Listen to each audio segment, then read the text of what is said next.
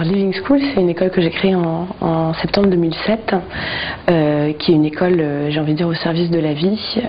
et qui a pour vocation de contribuer à la formation de citoyens épanouis et responsables. Donc on est une école maternelle et primaire et on travaille sur plein d'aspects au-delà du curriculum habituel et des matières académiques standards. Donc on apprend notamment le savoir-être, donc permettre aux enfants de développer la confiance en eux, d'avoir un relationnel épanoui avec les uns et les autres, d'apprendre à gérer les conflits. Et puis on travaille beaucoup sur tout ce qui est éco-citoyenneté, donc pour permettre aux enfants à la fois d'être conscients des enjeux actuels dans le monde, sans non plus être accablés par ça, parce que c'est quand même, ça peut être source d'angoisse, mais en étant conscient qu'ils ont le potentiel aussi de faire des choses par rapport à ça. Donc tous les ans, les enfants ont des projets qu'ils proposent lors des conseils d'école ou lors des réflexions qu'on peut avoir ensemble. Travailler sur le savoir-être, la première des choses pour nous, c'est être nous-mêmes en tant qu'adultes exemplaires de ça. Dans la mesure où si je suis enseignante, que j'ai pas confiance en moi et que je dis je vais enseigner la confiance en soi, c'est évident que je vais pas y arriver. Par conséquent, ça veut dire former les enseignants, l'équipe enseignante. Donc on forme en développement personnel nos équipes enseignantes qui vont entre 16 et 30 jours par an en formation. Ce qui m'a motivée dans la création de Living School, c'est que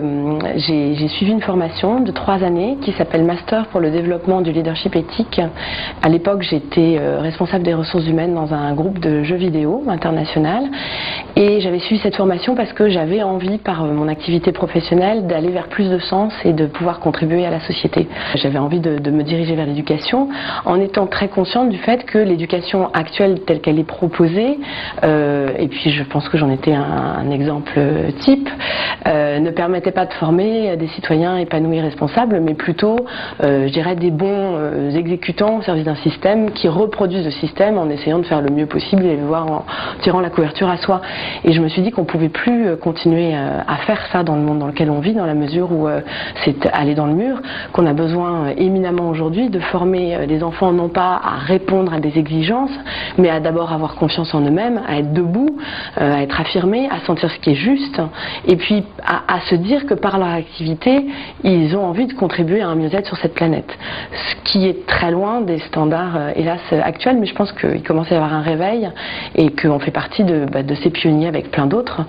qui ont envie justement de faire en sorte que ça bouge et que ça change. Moi, mon souhait, c'est pas juste de créer une école qui soit accessible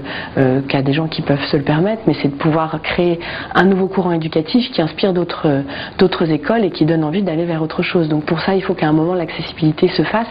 Je dirais le fait que j'ai commencé par une école privée hors contrat et donc payante et chère, c'était juste parce que c'était le seul moyen de le faire au démarrage, mais je suis en train en tout cas en ce moment de vraiment réfléchir à comment démultiplier pour rendre ça accessible.